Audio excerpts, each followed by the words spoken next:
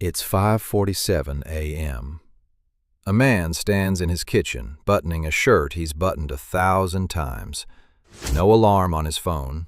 There is no phone.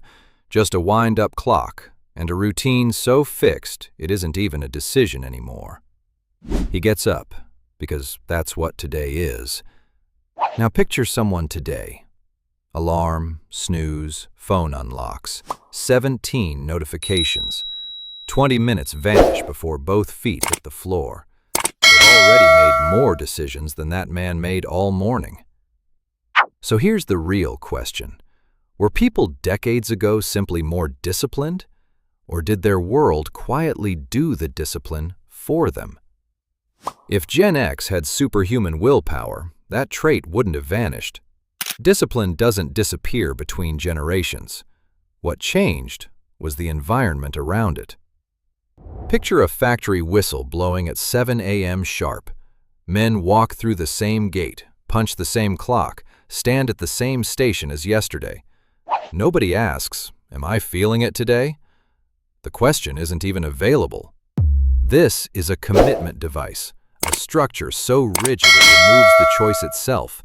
No choice, nothing for the brain to argue with. Here's the secret. Your brain constantly calculates effort versus reward versus how soon that reward arrives. Every option on the table forces a recalculation. This is decision fatigue. Each choice drains mental energy, and by the 20th one, comfort wins by default. Gen X had one door. Work started at a fixed hour, ended at a fixed hour. No debate. You have 100 doors every morning. Office or home, this job or a side hustle, gym or sleep in. Each looks harmless alone, but your brain evaluates all of them daily. That's choice overload, not a flaw, just math. More options don't mean more freedom. Past a point, they mean paralysis. Now picture a father opening a paycheck envelope, numbers printed in ink. No app, no dashboard, just proof sitting in his hands. The brain isn't wired to chase success. It's wired to chase evidence of progress, the progress principle. A video game shows this instantly. Level bars, coin counters, constant proof. Studying for an exam 4 months away offers none. Same effort, invisible reward. And an invisible reward might as well not exist. That paycheck wasn't just payment, it was proof this month mattered, sitting on the table before his eyes adjusted to the light. Compare that to a follower count today, moving without warning, vanishing just as fast, never really yours to control. You're not weaker, your proof just keeps disappearing. One more piece. A child walks to school in a uniform identical to everyone else's.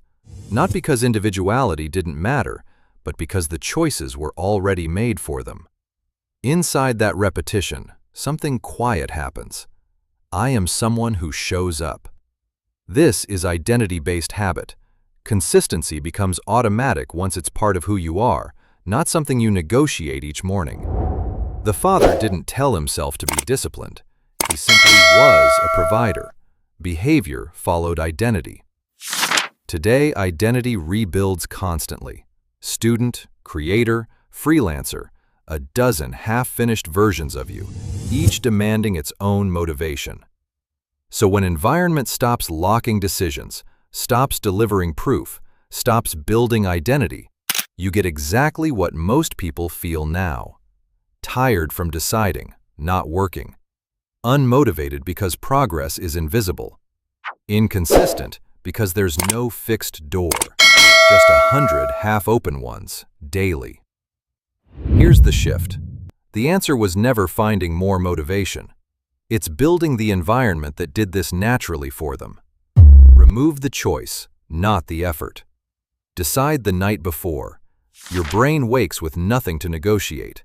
Build your own paycheck. Track actions, not outcomes. Pages read, minutes trained, words written.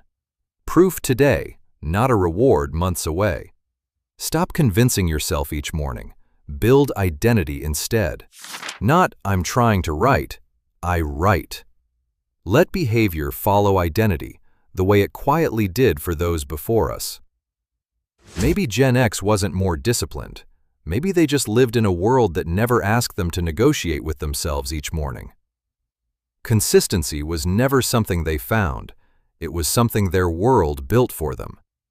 For us, standing before 100 open doors, it's no longer something we can wait to find either. It's something we now have to design.